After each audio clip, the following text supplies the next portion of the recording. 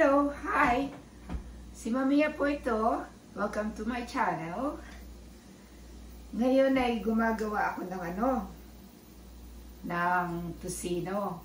Kasi winter ngayon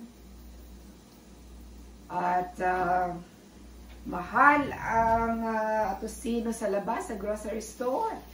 Kaya ako na mismo ang gumawa ng homemade tusino para sa bahay.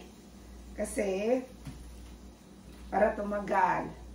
Tingnan mo, gumawa ko ng level lang sa akin pang sariling wrapping for tusino.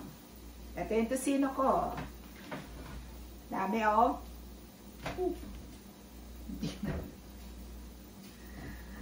Ginawa ko na to kahapon. Minarinade ko. Ayan oh. Dami. I-repack ko para tumagal, ipo-frozen ko. Kasi sobrang mahal sa grocery store ang tusino. Kaya ako na mismo ang gagawa nito. Para marami kaming ulam. Kasi gustong-gusto ko rin ito. Masarap.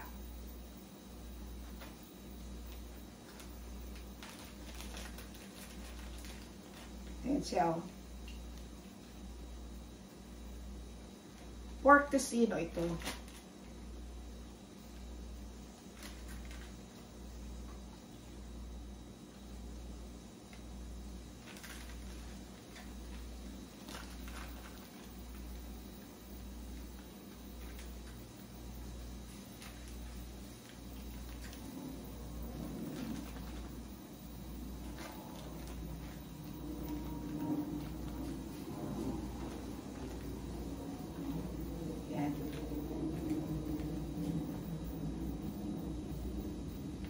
Dali lang.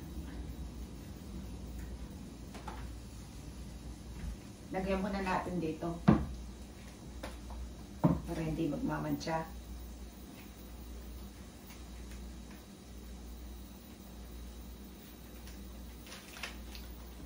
Ito siya oh. Pakita ko.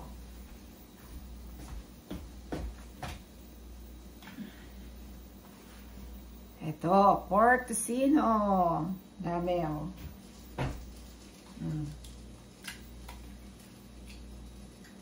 See?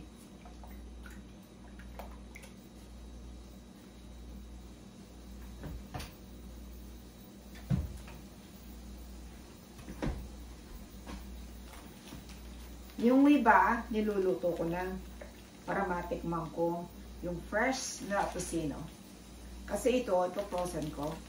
Lalagay ko sa freezer para tumagal.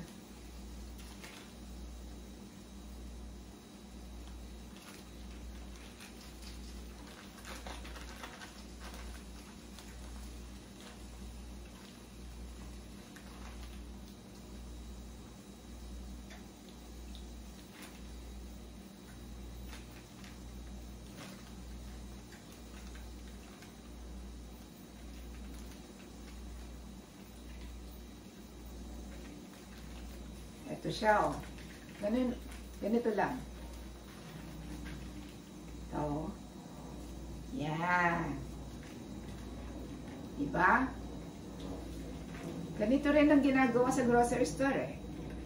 Nire-repack tapos lagyan ng level. So may tusino na ako.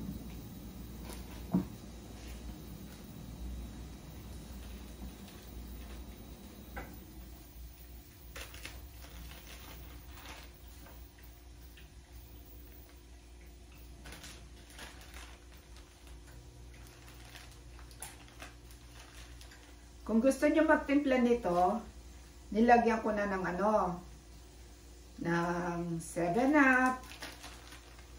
Yung mga iba, nilalagyan ng pineapple. Ako, 7-Up ang nilagay ko. Brown sugar. Tapos, salt. Yung pink. Pwede rin yung regular. Yung regular na salt. Pwede rin yun. Tapos, yung food color. na pula.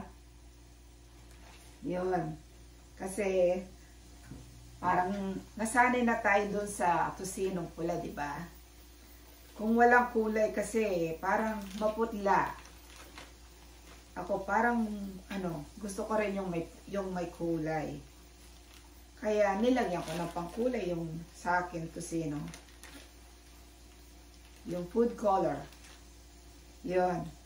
Tsaka nilagyan ko na ng ng mushroom spice, peppers.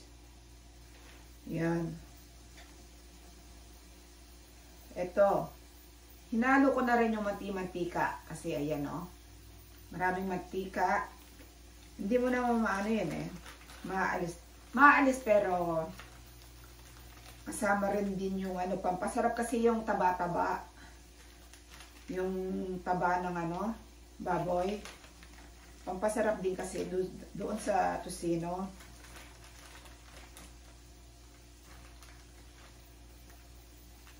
Ayan, sarado ko lang.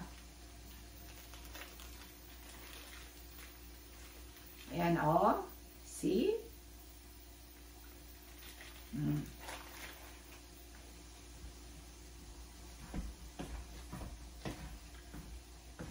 Tapos, meron akong linuto.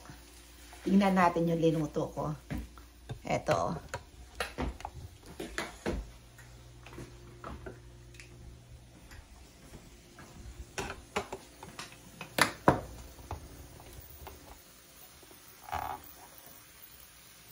Ayan.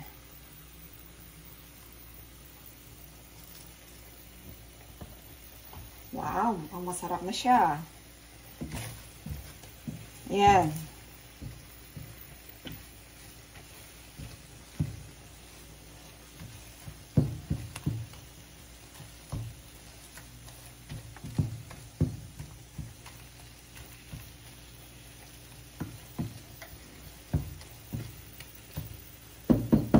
Pakuluin pa natin ng konti. Konting-konti pa. Okay po. Sige po. Bye-bye.